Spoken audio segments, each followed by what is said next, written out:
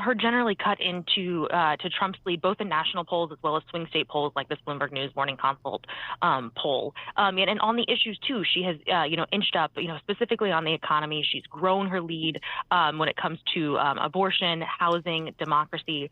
But the immigration is kind of that one key issue where she has not really made any dent in Trump's lead there. This is sort of notable as Trump has made a lot of inflammatory statements, including at the most recent debate about this unfounded claim, I should note, about immigrants in Ohio eating household pets. In terms of the issues, though, I'm wondering in terms of the why do we think that she's gained more in the economy? How has she been able to close a little bit of that gap? What we have seen from her campaign really over the past 4 or 5 weeks is they've been putting out different specific policies.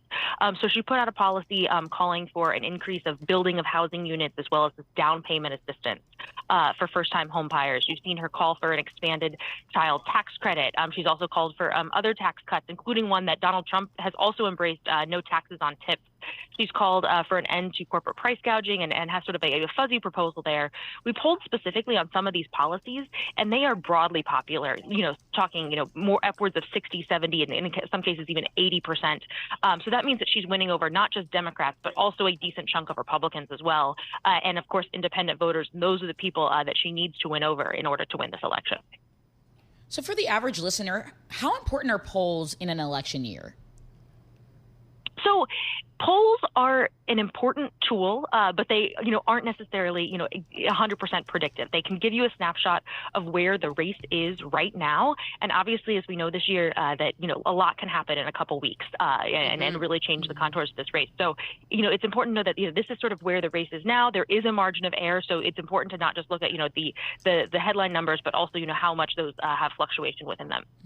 Where does President Trump, former President Trump, still poll quite well? Like, what issues and how does that play out in the specific states? Yeah, so he, really, immigration is one where he still has a strong lead. He also, still has a lead on the economy, albeit much smaller than he used to. Some of his proposals are also broadly popular. The most popular issue we polled this month was no taxes on Social Security benefits. This is one that he has, trotted out on the campaign trail. It's very appealing, of course, to older voters, but this is one that, has broad bipartisan support. He also has a proposal to end taxes on overtime pay, really very appealing to blue-collar workers. Some of his other proposals, however, things, like increased tariffs. He's also talked about increasing the state and local SALT deduction cap. That's something that he talked about in New York this past week. Those are less popular, more around 50% of people like those. You mentioned Pennsylvania being the grand prize this year. How are the two candidates strategizing and trying to tackle that area? So the airwaves there are blanketed in ads. When you look at ad spending from both campaigns, that is where they are putting, if not the majority, but at least the plurality of their money. So they're spending heavily in that state. You also see lots of visits there. Harris, very strategically chose Pittsburgh as where she was going to give her economic address earlier this week to talk about, bolstering the industrial economy and looking at steel and iron manufacturing.